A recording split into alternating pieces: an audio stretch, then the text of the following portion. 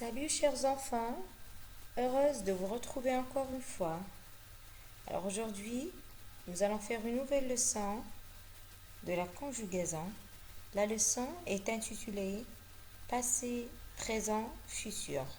Alors c'est pour cela, chers enfants, ouvrez bien vos oreilles et suivez bien avec moi. Nous allons faire la connaissance d'une fille. Bonjour, je m'appelle Selma. J'ai 8 ans. Cette année, je suis en CE2. Alors, si vous regardez bien ici, les enfants, ici vous avez bien entendu, Selma ici parle d'elle-même. Elle a dit qu'elle a 8 ans et elle est en CE2. Ça veut dire qu'elle parle de sa situation actuelle. Alors, on dit que c'est le présent. On passe maintenant toujours avec Selma. Me voilà quand j'étais petite. J'avais toujours une tétine dans la bouche. Alors ici Selma, il nous parle de son passé quand elle était petite. Elle a dit que quand j'étais petite, j'avais toujours une tétine dans ma bouche. Alors là, Selma nous parle de son passé. Alors on dit que c'est le passé. On passe maintenant, et toujours avec Selma. Ah, quand je serai grande, je voudrais devenir médecin. Alors là, Selma nous parle de son avenir, ce qu'elle voudrait devenir quand elle sera grande. Elle a dit que je voudrais bien devenir médecin. Alors Selma nous parle de son avenir. Alors on dit que c'est le futur. Alors les enfants, regardez bien. On a ici une grande flèche. C'est l'axe du temps. Alors sur l'axe du temps, nous allons présenter Selma. Voilà, c'est Selma présent. Ah, qui est-ce? Alors là, c'est Selma quand elle était encore petite, quand elle avait toujours la tétine dans la bouche. Alors, c'est le passé. Si vous regardez bien ici, encore c'est Selma, mais c'est quand il sera médecin, ça veut dire au futur.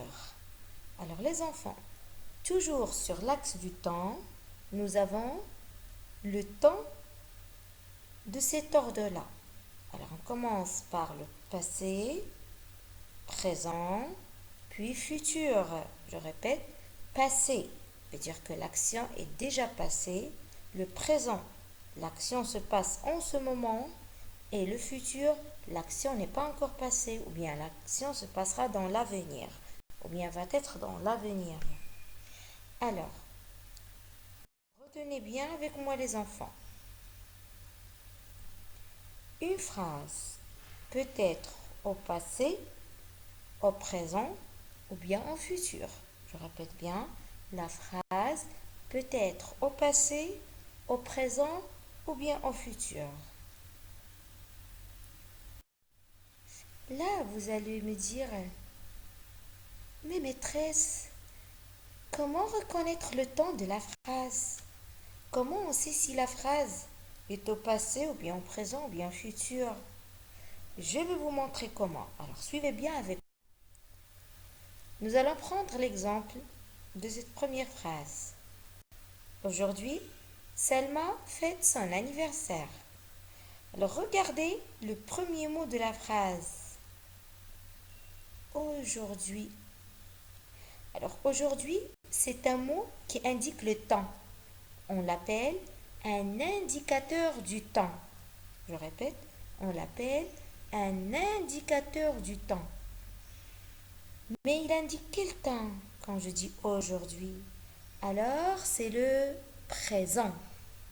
Aujourd'hui, Selma fête son anniversaire. On observe aussi le verbe fêter. Alors le verbe fêter ici, c'est conjugué au présent. Je fête, tu fêtes, il fête, nous fêtons, vous fêtez, il fête. Alors on dit que cette phrase est au présent. D'abord, il y a l'indicateur du temps qui indique le présent et aussi il y a le verbe qui est conjugué au présent. Alors, pour les indicateurs du temps qui indiquent le présent sont nombreux. On peut trouver aussi maintenant, en ce moment, actuellement, à cet instant, etc. Alors on passe maintenant à la deuxième phrase. Hier, elle a décoré sa chambre. Regardez le premier mot de la phrase. Hier. Alors toujours, c'est un mot qui indique le temps. Comme on a dit, il s'appelle comment? C'est un indicateur du temps. C'est un indicateur du temps. Alors quand je dis hier, il indique quel temps? Passé, présent, bien futur. Hier indique le passé. Hier, elle a décoré sa chambre. Pardon. Regardez, le verbe, c'est à décorer. Alors là, le verbe est aussi conjugué au passé. Exactement un temps qu'on appelle le passé composé, que nous allons voir cette année encore, Inch'Allah. Alors, à décorer, le verbe est au passé.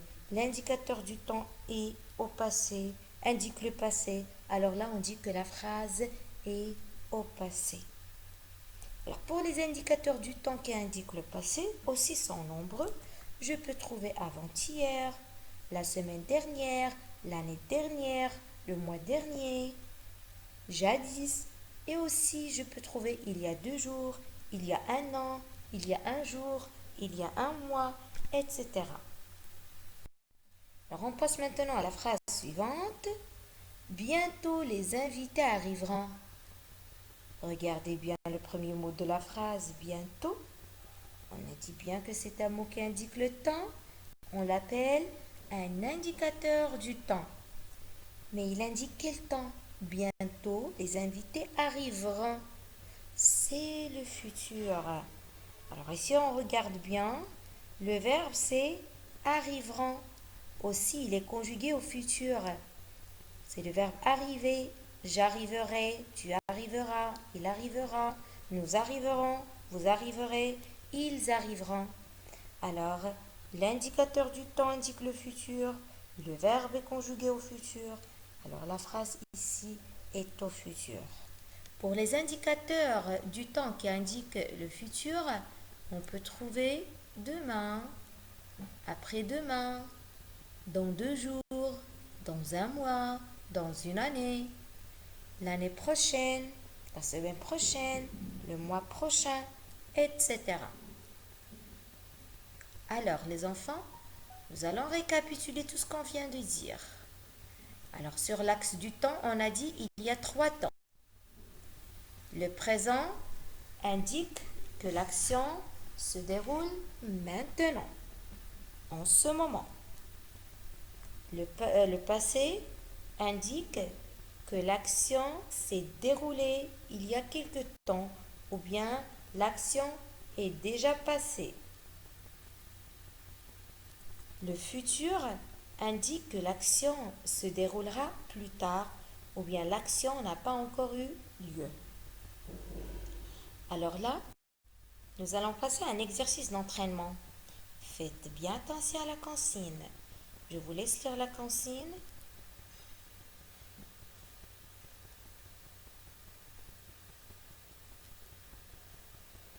Alors, la consigne est la suivante. J'indique le temps de chaque phrase. Là, on commence par la première phrase. En ce moment, il fait chaud. Alors, quel est le mot qui indique le temps dans cette phrase? Voilà, le mot qui indique le temps, c'est en ce moment. Alors, en ce moment, c'est un indicateur du temps. Il indique le passé, le présent, bien le futur. En ce moment indique le présent. Alors, je vais dire que cette phrase est au présent.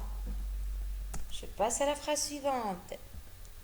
L'année dernière, j'étais en CE1. L'année dernière, j'étais en CE1. Alors, le mot qui indique le temps ici, c'est l'année dernière.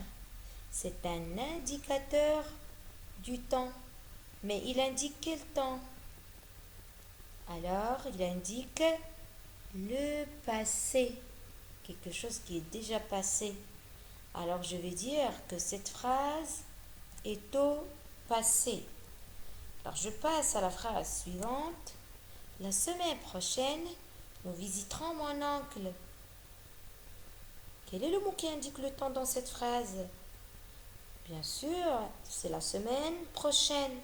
C'est un indicateur du temps. Mais il indique quel temps? Passé, présent, bien futur. La semaine prochaine. Ah, c'est le futur. Alors là, on dit que cette phrase est au futur. Alors mes chers enfants, j'espère que vous avez bien compris. Merci pour votre attention et bravo.